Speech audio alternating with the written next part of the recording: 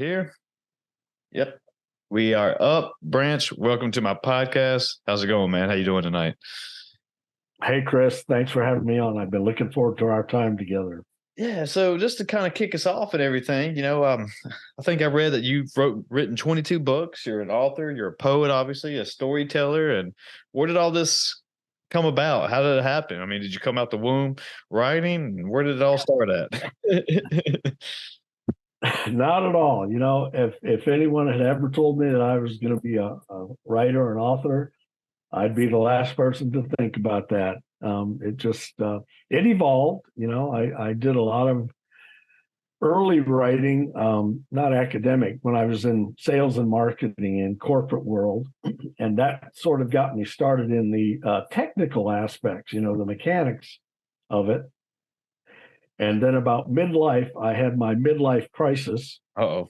But instead of buying a Corvette, I decided that I wanted to go back to school. And so I went back to college again and got another degree.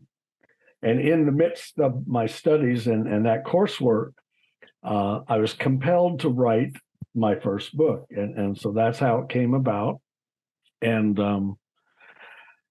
I thought, okay, well, this is great, and it's done. And then one day I was living in Hawaii at the time, and I was sitting out at a gazebo that we had in the backyard, looking out across at the Big Island and the volcano and stuff. And I thought, God, what would you feel? What would go through your head if you were lost at sea? Mm.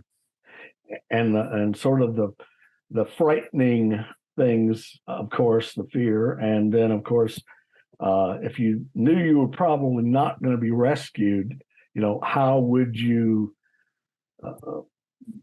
contend with your thoughts about your life? And so that's how my first short story poem came about. And for some reason, it just kept, they just kept coming out. And so 25 years later and 22 books later, here we are.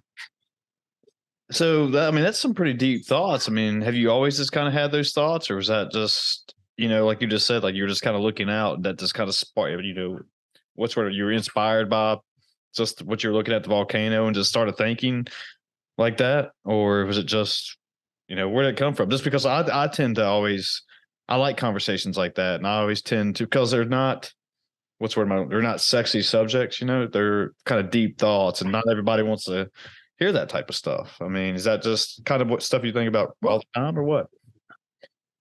Well, that's a great question. It's interesting you should bring that up. I just read an article the other day, and it said the average person has 60,000 thoughts a day.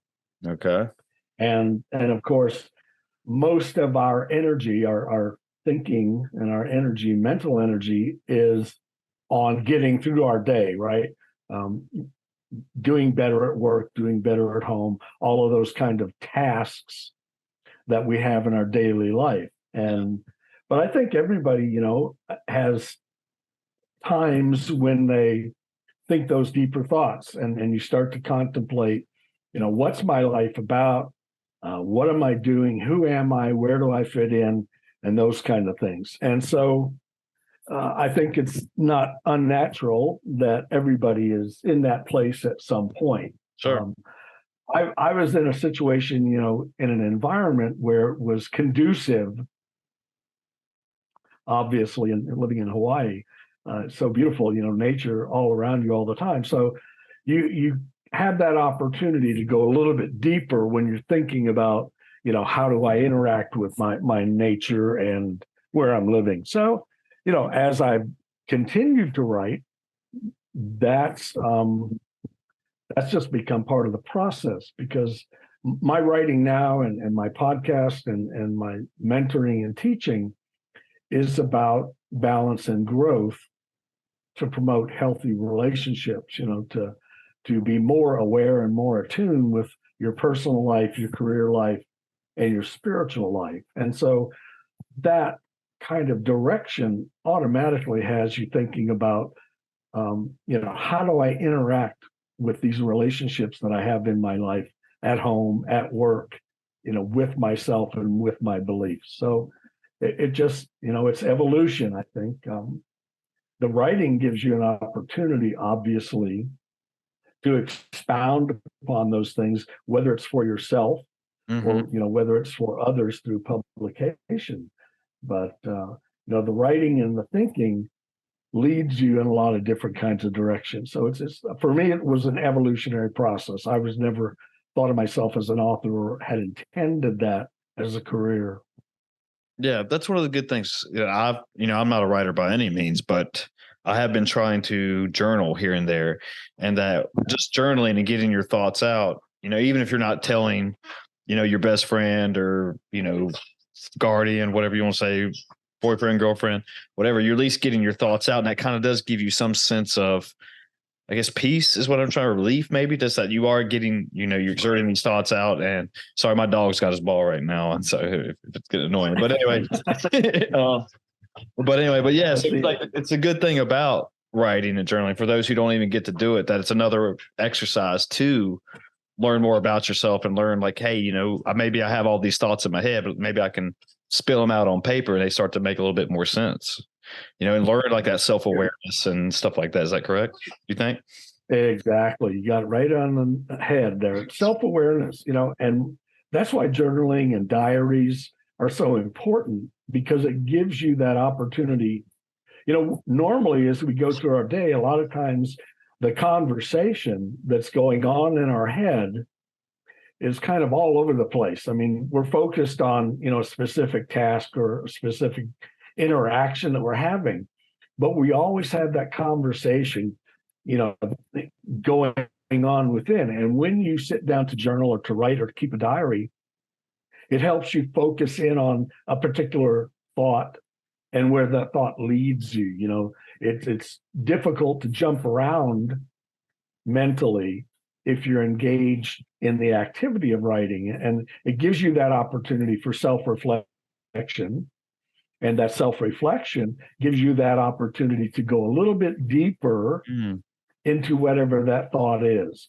And then the deeper you go, you start to see the relationship between your thoughts about that particular person or relationship or whatever it may be, and the actions that come as a consequence of the thoughts, right? When everything that we do begins with a thought, and our thoughts then become actions if we give them power. Sure. And our actions become our habits if we continually, process and build upon them. And that our habits become our character. And when we have that power of character, that can change our destiny and that can change our future. And that's the power of thought. Like I said, we have about 60,000 thoughts a day. Yeah. Now you know why you're so tired at night. But the interesting thing about it, Chris, is, the Lord gave us a brain that works like a supercomputer. And even though we can change thoughts literally at the speed of thought, instantaneously, the interesting thing is we can only focus on a single thought at a time. I can drive down the street, I can be driving my vehicle, I can be listening to the radio, I can be paying attention to the things around me, and I can be thinking about something, at work or at home. The interesting thing about that is all the tasks that I'm doing, my focus can only be on one thought at a time. And so by changing that thought, I can change the totality of who I am and where I'm going. So that's the power of thought. You can change your thoughts. And when you can change your thoughts and your actions and your habits and your character, that gives you the power to change your future, to change your destiny. Do you think and I think, how do I want to word this? Maybe a lot of younger generations, I'm a young 36, so maybe younger than me, people are still trying to explore who they are and who they, want to be in this life. And that, sometimes they get a bad hand of life cards, I guess you could say, in that, oh no, this is how life is going to be just because this is the cards I've dealt with and I don't know how to overcome this. And they make like failure as who they are, defines who they are, instead of actually trying to kind of what you're saying, like change these thoughts and be like, no, failure doesn't define me just because I failed at this one thing. Maybe it was a humbling experience. Maybe it was a experience I needed to have just to learn more about myself and, or whatever. But I mean, do you think a lot of even just younger generations just struggle with stuff like that? Well, we all struggle with it. Right. I mean, that's, growth. Life is about growth and balance. And the more balance we have, the more we're able to identify opportunities and then, based on our past experience, extrapolate the possible outcome on the future. What you've said about younger people, we all go through because A, we don't have a lot of life experience, and B, however we've been raised or socialized or educated is the foundation of what we know, right? And so when we fail at something or when we are rejected in a relationship, it can take a lot out of us, Yeah. because everything at that age is very personal. My relationships are important, my career is important, my job is important, my family's important, and there's only so much time in the day. But in our 20s and our 30s and our 40s, we are on a path to basically get ahead, to provide for ourselves and our families and whatever that might look like. And at the same time, we're being confronted by all kinds of choices, by all kinds of decisions, and by all kinds of opportunities, Mm-hmm. to make a choice. And out of that choice will come a consequence. And so with age and maturity and experience, you start to see the patterns in life and you start to realize, when I made this similar choice before, it turned into a success. And when I made this other choice before, it wasn't a success. So Yes. my choice now is which one of those do I want to repeat in the future? And the people who succeed are the people who choose, that success from their past. They know what worked before, so they try that again and build upon that. The person who finds themselves continually failing hasn't learned how to grow through that experience. So they keep making that same choice, and it keeps, even when they see the red flags, for whatever reason, they make that choice and the outcome is not what they, desire or had anticipated. The next problem with that kind of a path, if you're on that path, is when we fail or when we're rejected. The next thing a lot of people do is we beat ourselves up about it, Oh, right? yeah. And we Oh, start yeah. to dwell on that. And, that keeps us in that place. It keeps a grasp on us. If you listen to a lot of podcasts about people's success, what you find is they try and learn from the failure and put that aside and work on the things, the strengths they have that help them succeed. Of course. And that, it's like you got to drop that old baggage at some point, and there's no time like the present. So, if you're making choices that are not in your best interest, then you need to learn how to not go to that place again. Yeah. And that takes time. It takes experience. It takes, relationships. When you get out of a relationship, instead of thinking about, the negative things that you experience, think about the positive things. And what that does, it helps you realize in the next relationship, if I see this kind of behavior and I recognize it as a red flag, then I'm not going to go there. I'm not going to be in that kind of situation again. And the more you can do that, the more you can take the good things from relationship to relationship, whether it's, at work or at home, or if you're in a dating situation. Mm-hmm. You take the good things forward into the next relationship, and that's how you continue to grow. Yeah. Yeah. You're hitting right there at home with me just because I feel like, trial and error and learning from your mistakes has kind of just been the theme of, my life here so far. And I didn't really understand that until probably after college, just because I don't know, I guess I wasn't that self-aware of myself. And I just thought, we were talking about the cards that you're dealt with. I mean, I was like, well, this is like life is, and I'll just kind of go along with it and just see what happens. But about changing your thoughts and learning from your mistakes, it was one of those things that just started to occur to me is just like, hey, it doesn't have to be this way. It's my decisions and what I'm doing that I can change it for the better. And that, and it's good now. And like what you just said, like, you find yourself in a certain situation. You're like, oh, I don't like this, or you do like this. And like, hey, okay, this sucked this time, but I'm going to remember next time not to do this, just to help, just with my mental health or just me and myself in general. But I wonder if it was also because that, I was one of those people who doesn't like to say no to anybody, right? I was maybe like a people pleaser, just, because you didn't want to be the bad guy. And there was always, certain situations where I always felt like you're always, I guess, damned if you did and damned if you didn't, right? So it was just like, well, I'll just go ahead and just suffer through this and hopefully get through it. Then maybe next time I can, fix it in some sort of fashion or whatever. But, but for me, like learning just to say no was very powerful stuff. Yeah, exactly. You have to figure out, how you employ your boundaries. And what you said is very apropos for most of us. We all grow up in situations where we want to please. First we want to please our parents, Yes, and our family, and then we want to please our peers. And then as we age and grow into the world, we want to please the world, at large, or at least our world. And so a lot of times we think that automatically means say yes to everything. mm-hmm. And, if you look around at the real top echelon people in any endeavor, they understand the power of no. And the thing about no is you have to have conviction behind that word.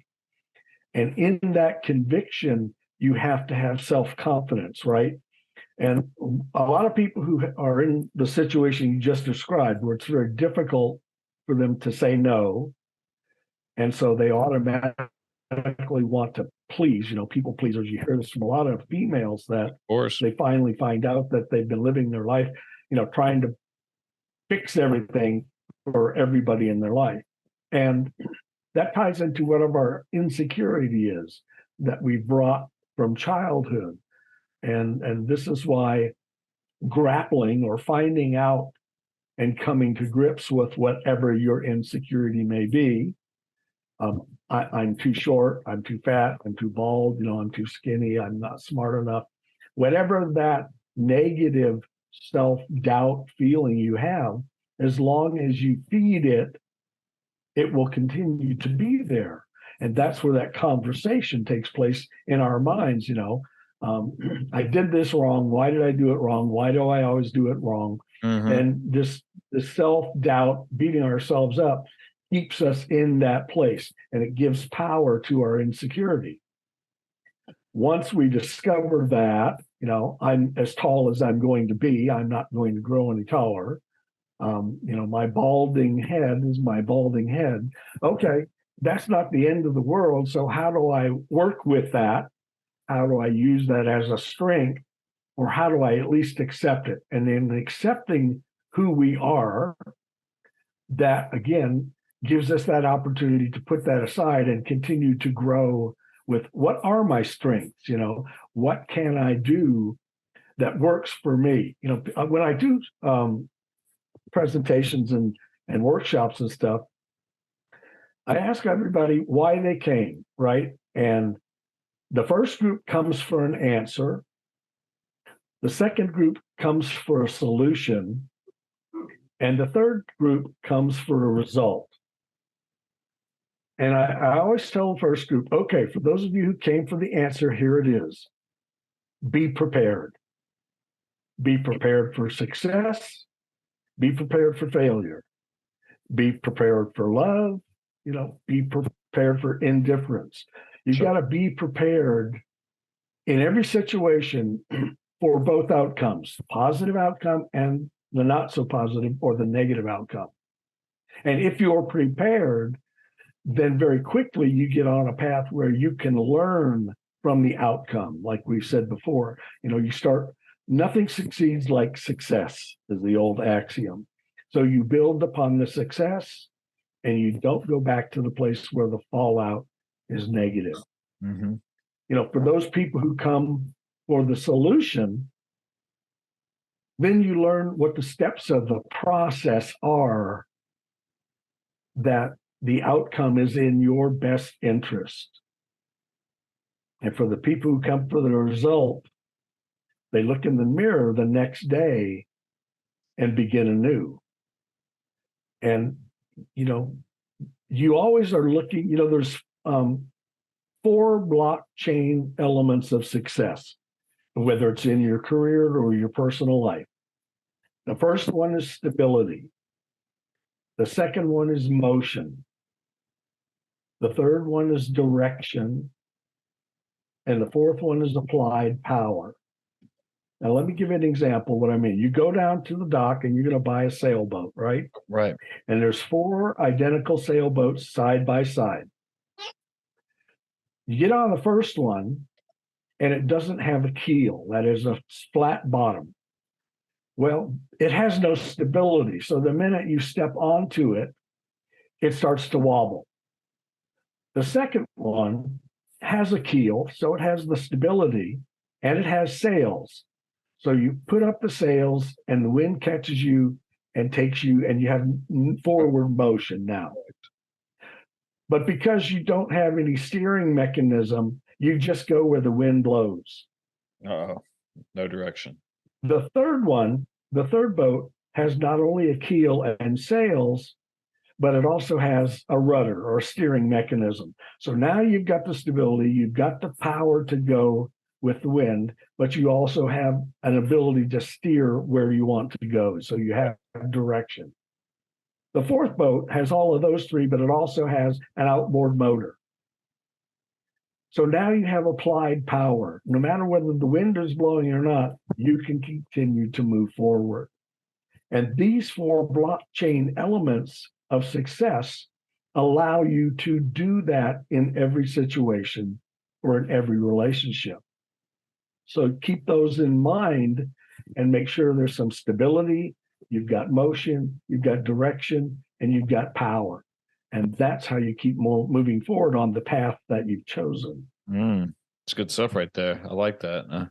But in kind of touching on that, though, do you think people are also scared of success? They've failed so much at their life or whatever, and whatever they've been trying to do, then they start to become successful, and then it becomes too much anxiety, I guess, for certain people. I guess just generally speaking, and they're scared that, okay, I'm up the top of my game right now. The only thing that can happen is I can fall back to where I started at. And it just, they're scared of all the things that come with success. Does that kind of make sense what I'm saying? Oh, we all are scared of something, okay? We come into this world frightened. We know nothing. We are nothing. And, our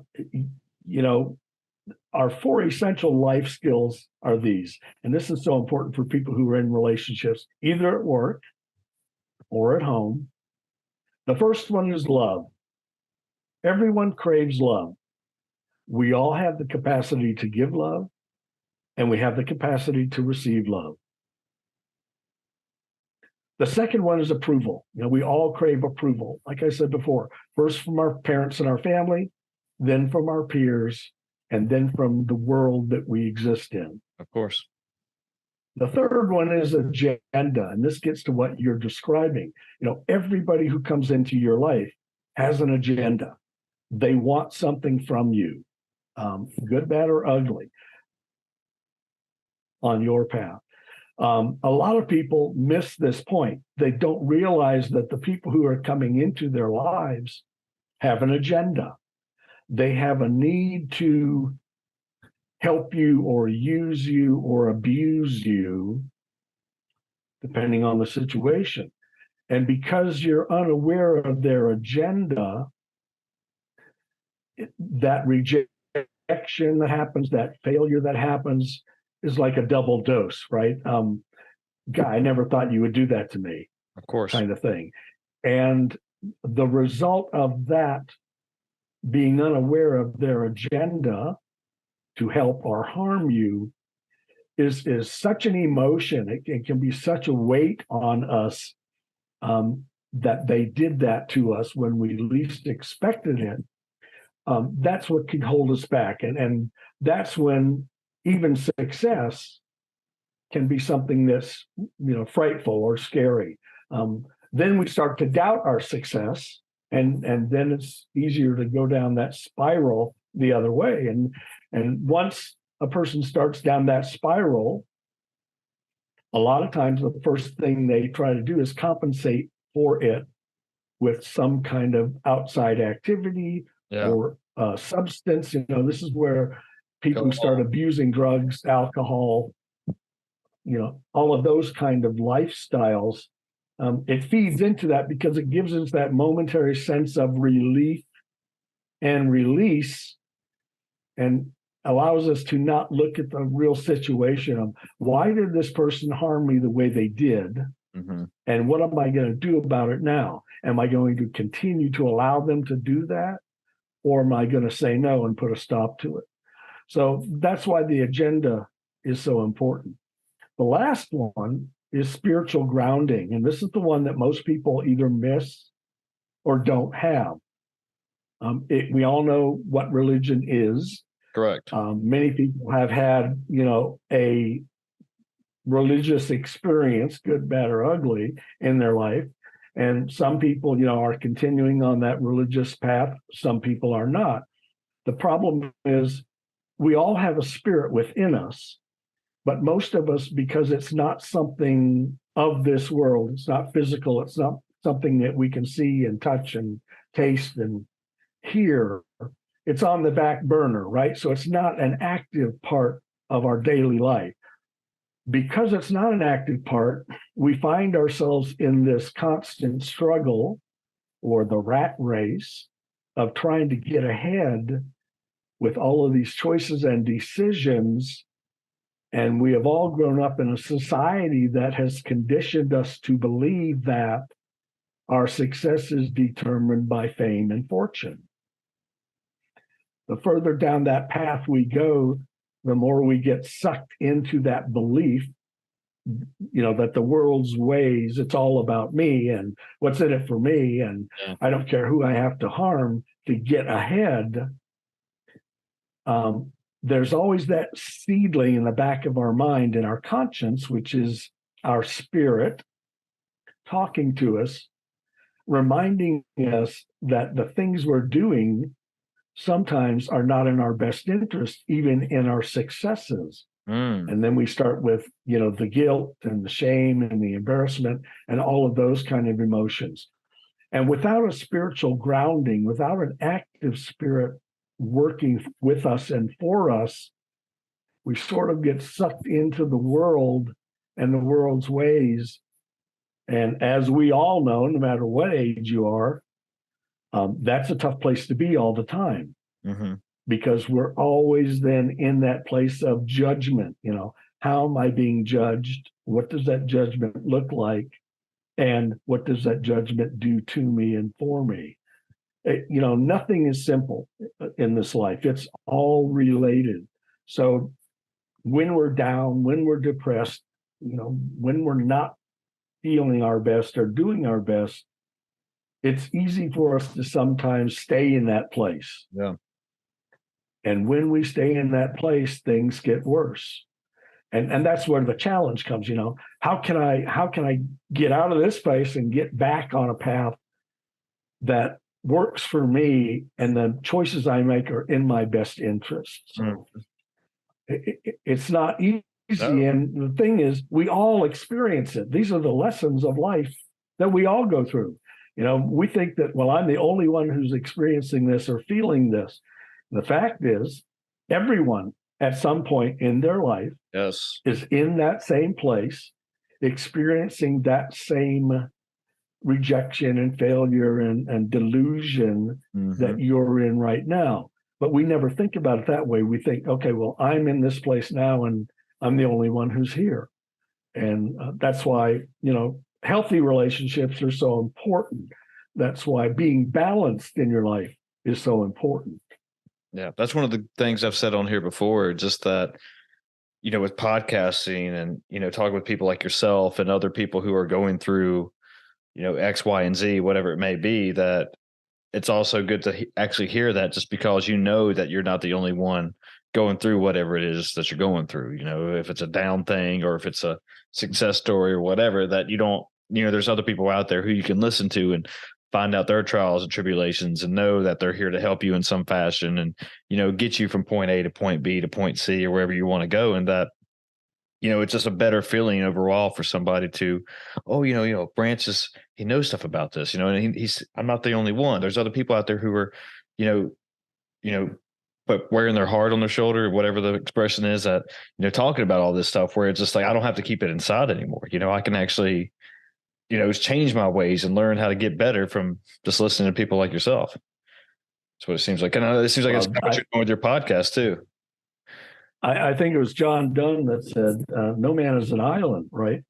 We are creatures meant to be together. That's why, whether at work or home, life is about relationships. It's about that interaction. It's about, using your strengths to not only help yourself, but to help somebody else with their weaknesses. And that's why relationships are so critical to being healthy, being mentally healthy.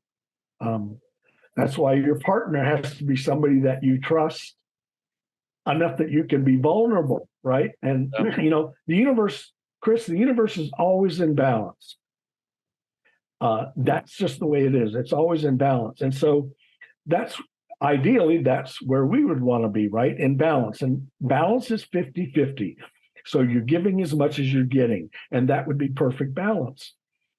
The problem or the issue is that that's not what life is like. We're never in perfect balance because we are never static. The only time you're in perfect balance is when you're dead. When you're alive, you're always in dynamic movement, right? You're always in flux.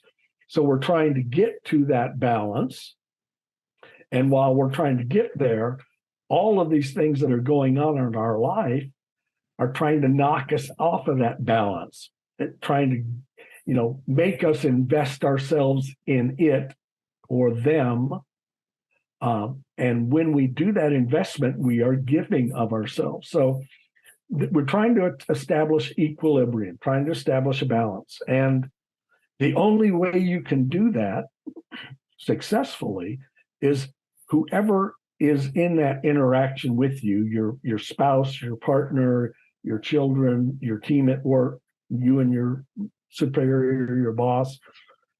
The only way you can get that balance is to build upon each other's successes, build upon each other's strengths. In work, people who are trying to backstab and undercut the other guy, all they're doing is diminishing the opportunity they have to succeed, right? If you're on a team at work, everybody is going to have input.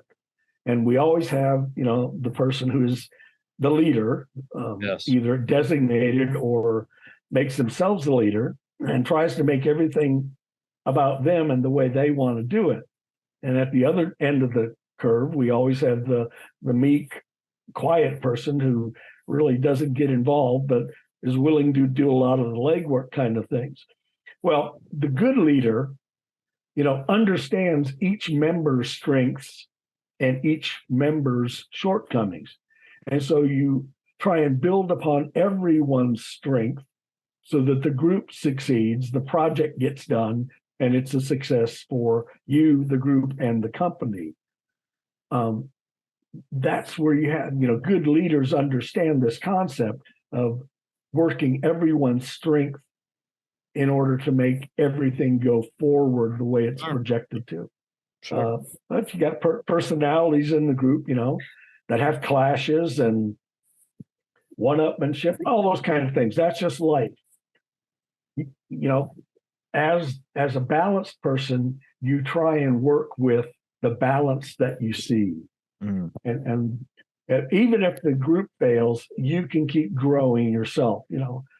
Ultimately, your production, whatever that looks like, or whatever that scale or measure is what will keep you moving forward, in your career or in your relationship.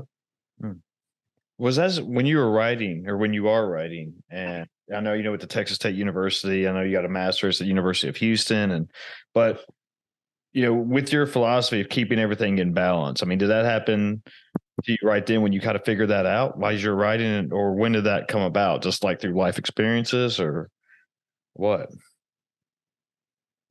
Oh, wow. Yeah, life experiences, but it didn't come to me until I was in my 50s.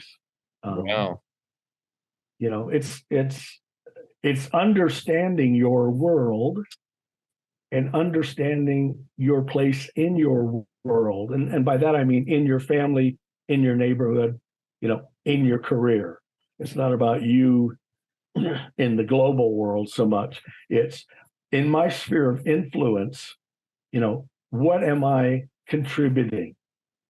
And I found in my life that when I understood that healthy relationships are the result of balance, right? Mind, body, soul, and spirit.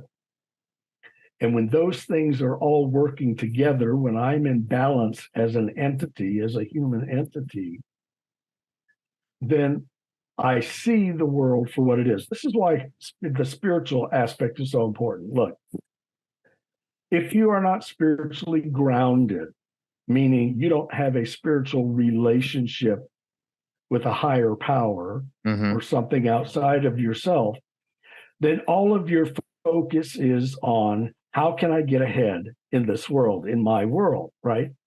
And just by growing and learning, we understand how to manipulate different things and different people in different situations. So, am I manipulating the people and the situations in my life only for my own benefit, for my own success? Well, if I am, that tells me I'm not spiritually grounded, right? Because it's all about me and my world. Yeah. That means that my spirit that came with me from God the Creator, He was spirit. So all of His creation is in its essence spirit. So we each have a spirit within us that connects us to Him. But because we're human, that's our focus. That's the reality that we're raised in, is this physical concrete world and all that it is about. Well, as long as my spirit is inactive, then my focus is always on, it's all about me, what's in it for me. Mm-hmm. Once I activate my spirit, and for the Christian, that's when you invite Christ into your life. And when you do that, He says, I will send to you the Spirit of truth. That's His Holy Spirit. And when you ask and He sends you His Holy Spirit, it kind of rebirths or resparks the spirit that's in you. And all of a sudden, you start to understand the truth in your world and in the world at large, right? Once you have that spirit active in you, and in every situation you encounter, you see the truth of that situation, of that person, of that relationship. And when you recognize the truth, now you automatically recognize the red flags, the falsehoods, the fabrications, and the lies. Mm-hmm. And now that you see the truth and you see the untruths, now you have a choice to make. Which path am I going to follow? Am I going to follow the path that I've been on that's all about me and what's in it for me and the world's things? Or am I going to follow this other path that allows me to recognize truth in my life, in my relationships, in my family, in my neighborhood? And when you choose the truth's path, what happens is all of that negative energy that you've been grappling with in your life falls away because you recognize it as negative energy, as red flags. And in recognizing it, you automatically know that the consequence of that choice is not in your best interest. So you start making better choices that are in your best interest, and the negativity and the negative energy and the drama will go away. Why? Because you no longer allow it to be part of your life. Yeah. When that person who is trying to bring you down comes into your life, you just stop them. You say, I'd like to discuss this with you, but I really don't have the time. And what will happen is that negative person, that negative energy will go somewhere else because it has to go someplace, and it will always go where it's welcome, where there's other negative energy, other drama. And that's just time consuming. That's what sucks the life out of people, is all of this expended energy and time on things that are not in your best interest. That's the power of realizing the truth in your life. You automatically see the truth of the situation, so you automatically recognize the untruth or the lie or the fabrication.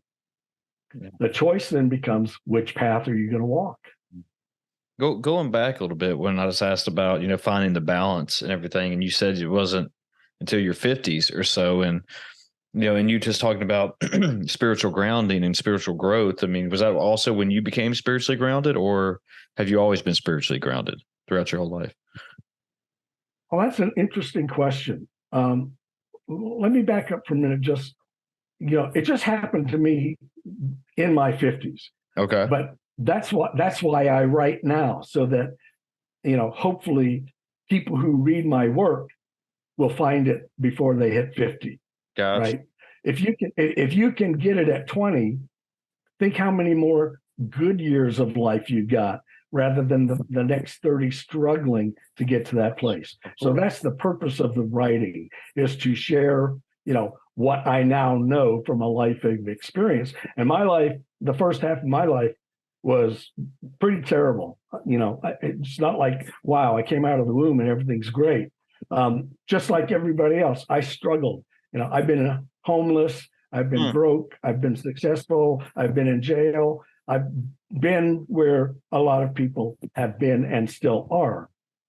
So that's why I write, so that people will be able to see there's a light at the end of the tunnel. I get that. And if I make some different choices, and this is what the story does. The story, no matter what the story is, the protagonist or the situation, all of the stories have a theme and have something that every reader can identify with in a particular story, because the stories are about life, love, hate, success, failure, rejection, just all the things that we go through. Yeah. One of the stories, is about that lesson of life. And so the idea is, you can read the story and identify with the story and the theme and the protagonist or the antagonist in the story, then it gives you that opportunity for self-reflection. Gee, I don't have to be in this place of self-delusion. I can go to a different place. And so the more stories you read, the more information you gather about yourself. None of my stories are about me. They're about the things and the people and the situations that I see and hear in daily life. I just have, a skill or a talent to put that into a story scenario for others to identify with. Most of my stories I get, when I'm sitting in a coffee shop or somewhere where I'm around people. And if you sit somewhere and you sit shock still, everyone around you will just kind of see you as part of the background, as long as you don't move.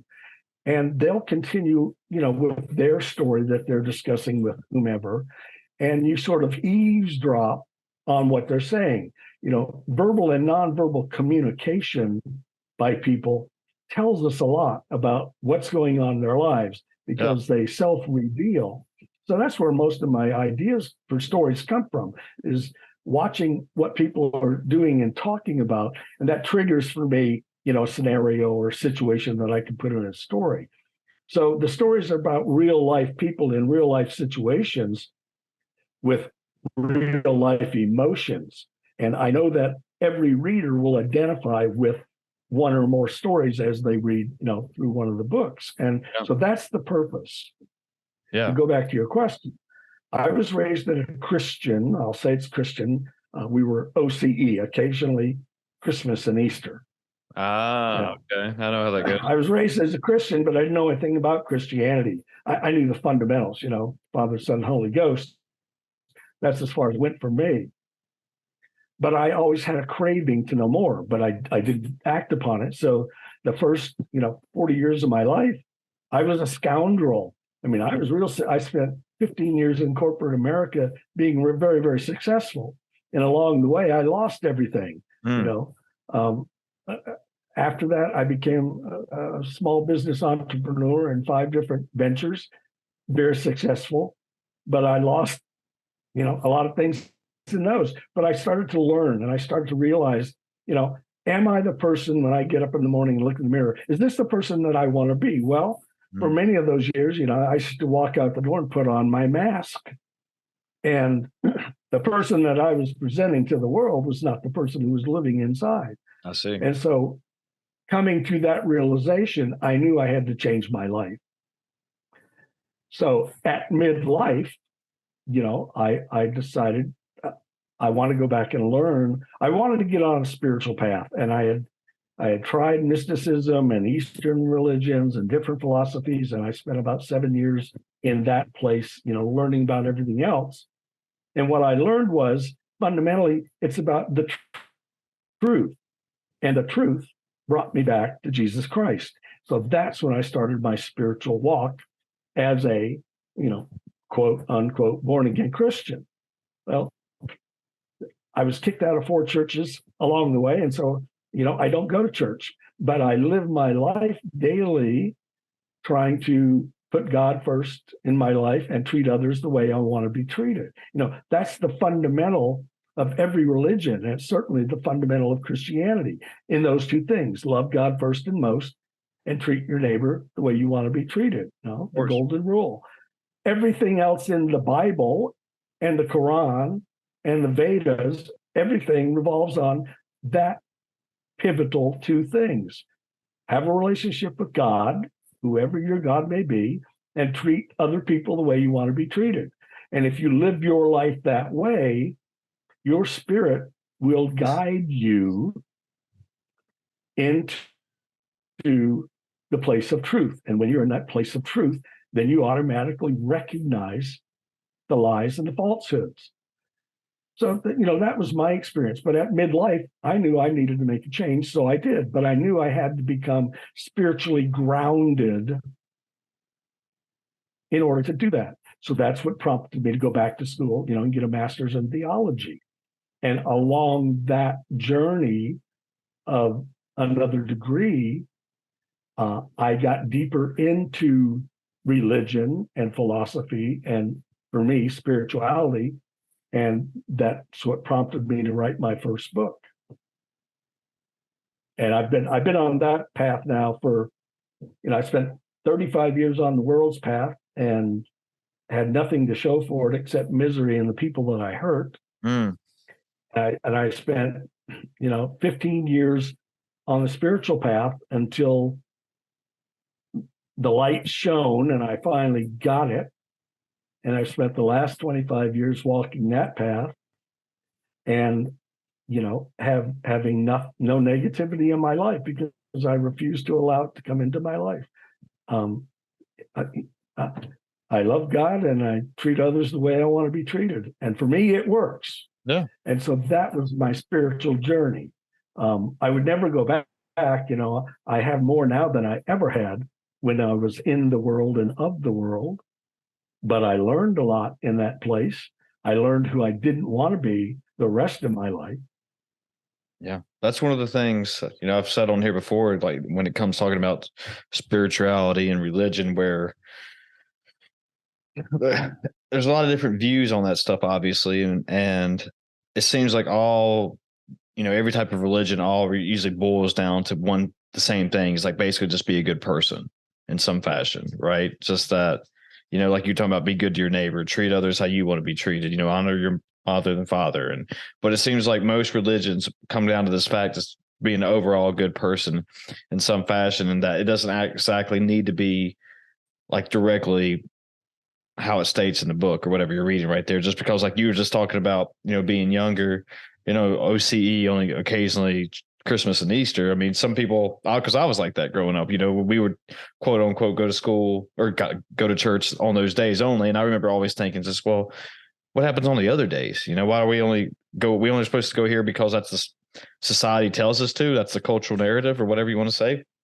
But I just remember that always hearing that, basically the 10 commandments and just be good to people and stuff. And I was like, what, okay, this is good. Like, we don't have to, I don't necessarily need to go to church just because I'll just be a good person and help people out when I can and all this good stuff. And that it just kind of occurred to me that, if people want to pray, you don't have to go to church to pray. You can pray anywhere and stuff like that. And just, and other people who would, on the other side of that, other people would get pretty upset, saying things like that, you're supposed to be in church every Sunday and you're always supposed to, even Wednesday night service and pray before every meal and blah, blah, blah. And it's like, well, it seems like everyone has their own version, Well, first of all, religions are man's interpretation of a relationship with God. Now, don't get me wrong. I always encourage people, go where you're fed, right? Spiritually fed. If that's church, go there. If that's the mosque, go there. If that's the temple, go there. If it's in your backyard to a bunch of rocks, go there. Wherever you find God, that's where you need to worship God. So for those people, who are on that path, good. As long as you're being spiritually fed, then go there. But my caveat to that is, if that's what your God tells you to do, and that's who your God is, then live your life that way. Don't go to church on Sunday and go through all the motions, and then Monday morning go back to being the scoundrel and the rascal that you are in the world. Pick your battle. But if you're going to believe in God and be with God, then do what God would have you do. Respond the way God would respond in any situation. Church is man-made entity.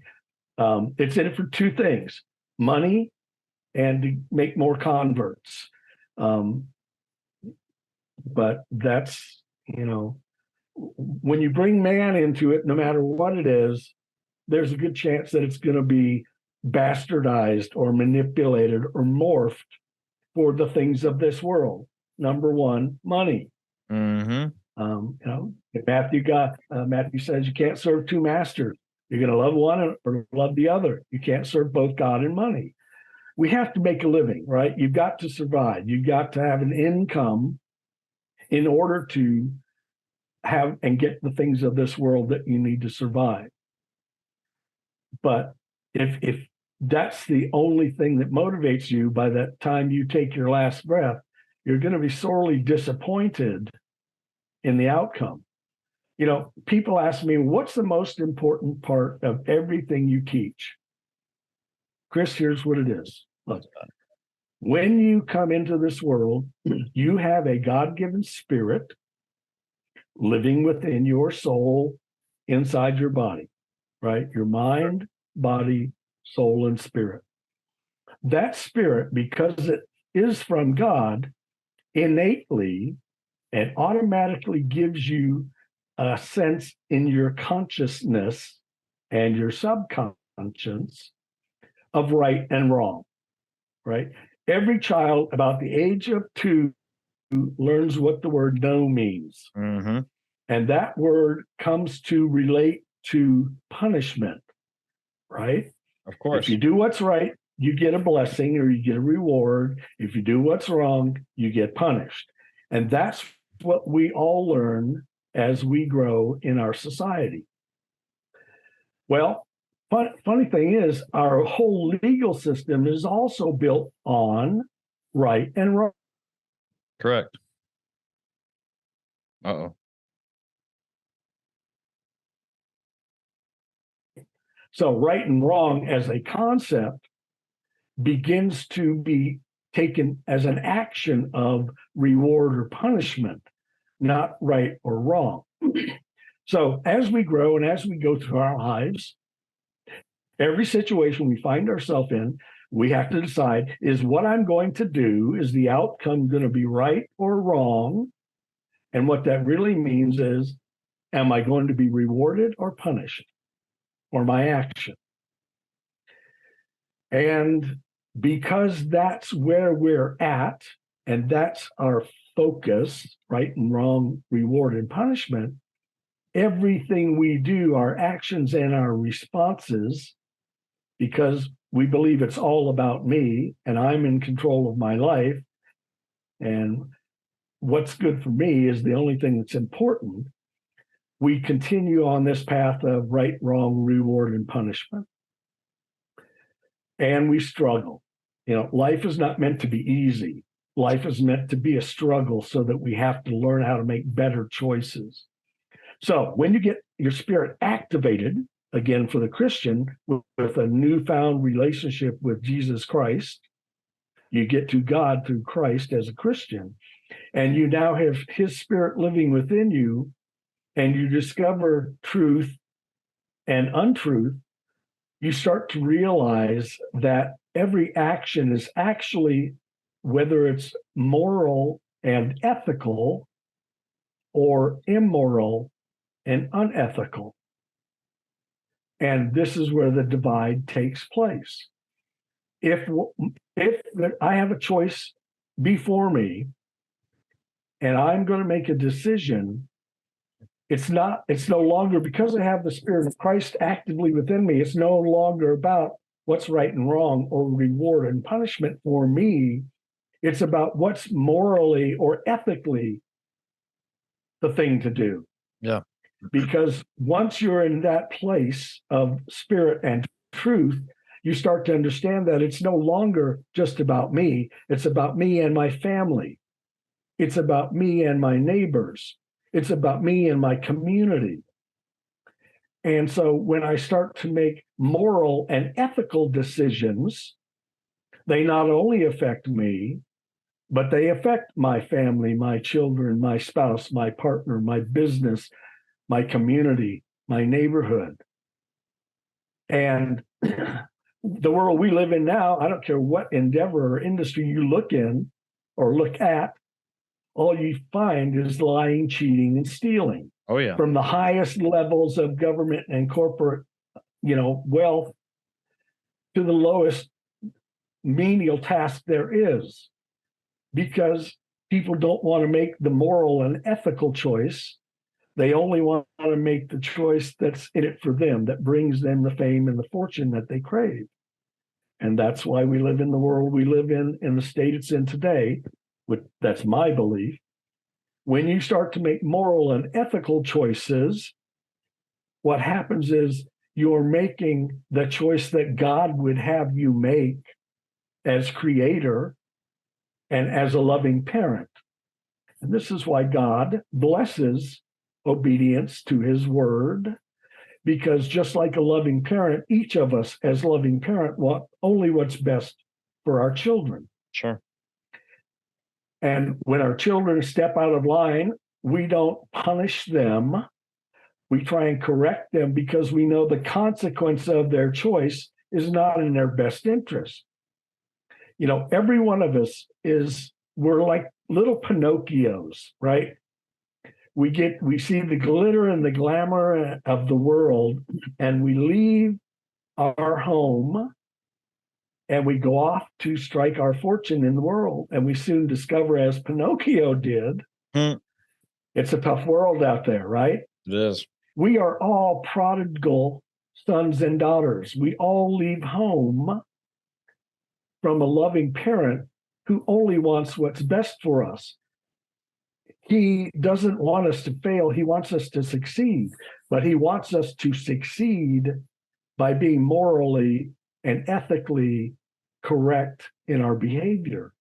And when we make moral and ethical choices, the negativity and the harshness of the world no longer becomes part of our life, because we're avoiding the things that are not in our best interest.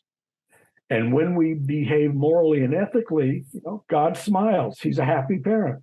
So he provides for us. Sometimes we see it as a blessing, and sometimes we don't see it.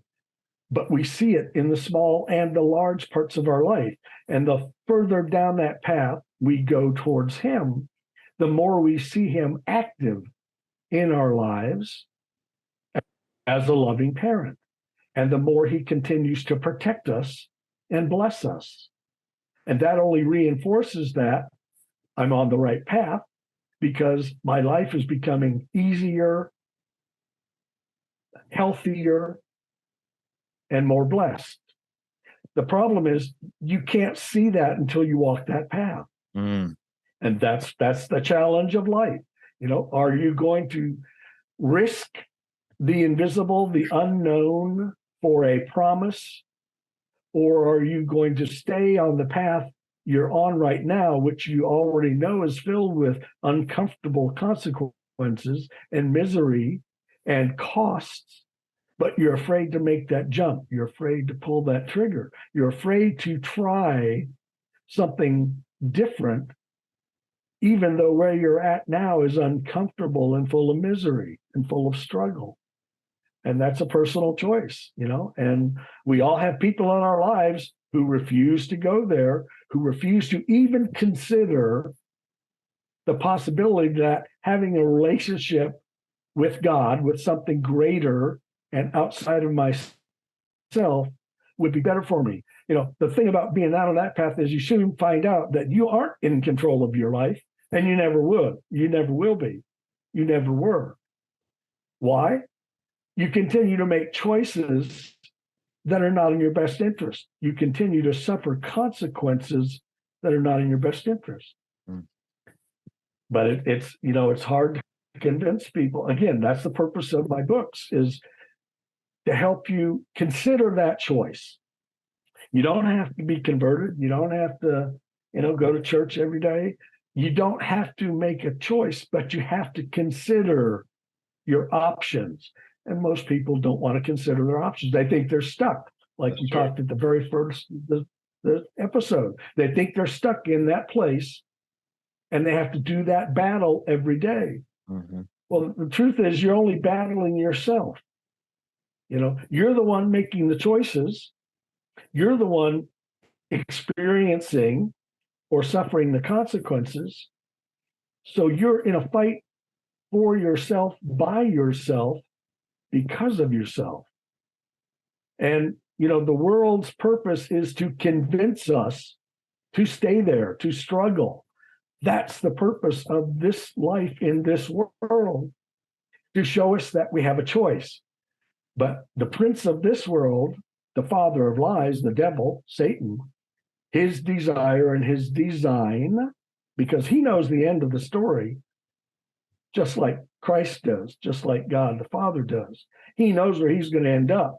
But because his original sin was wanting to be like God, to be as God, his whole job here is to take as many souls and as many unbelievers and non-believers with him into the next life, whatever that may look like, to worship him as God.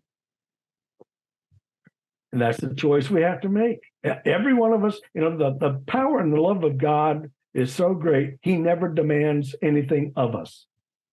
He gives us free will to make choices in our lives that we choose to make based on what we think is best for us. He never forces himself upon us.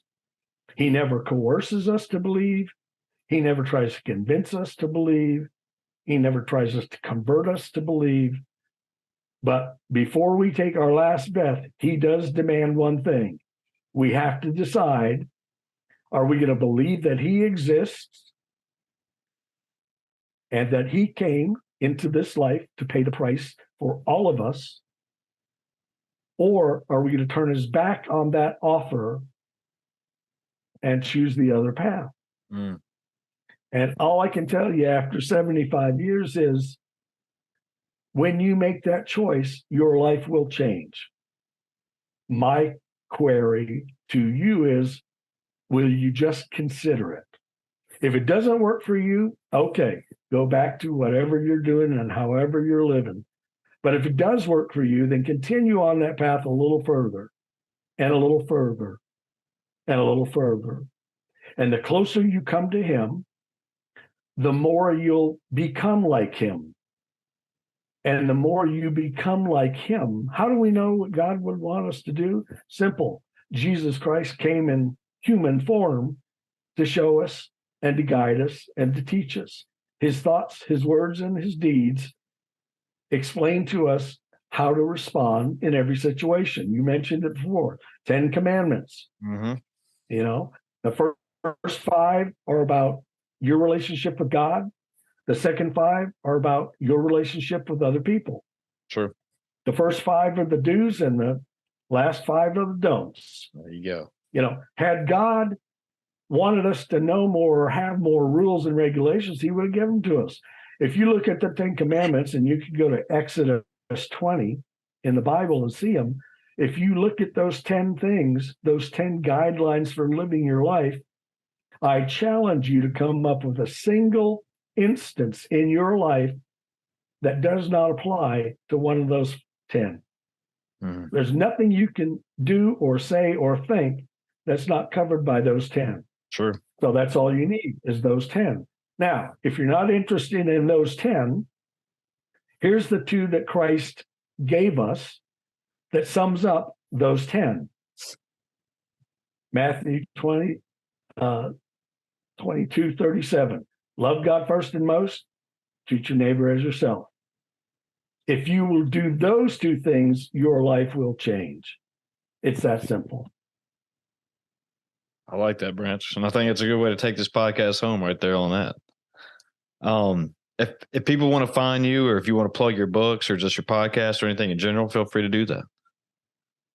Thank you, Chris. I really appreciate it. Simple. All my books, all my podcasts, you know, everything I write, everything I talk about is on my website or on my YouTube channel. It's all under my name. So just Google Branch, like a tree, I-S like Sam, O-L-E, and that'll give you links to everything. If you want to correspond, there's a place on my website. You can make comments or ask questions. If you want to know more about some of the things Chris and I have been talking about today, do 2 things. Go to the website. There's a link there called podcast. There's some show notes or reminders of the things we just talked about there for you in PDF. They're free. You just download them and read as much as you want. My second request is, if you liked what we were talking about today, do me a favor. Go to the platform you're hearing this on. Give Chris a rating and a great review so he can continue doing what he's doing. Thanks for that, Branch, and thank you for talking with me. And it was really good. I appreciate you being here, and very motivating, very inspiring. I appreciate everything you said. So cool. Anytime, brother. Just let me know. Sounds good. All right, we're out here, folks. See ya.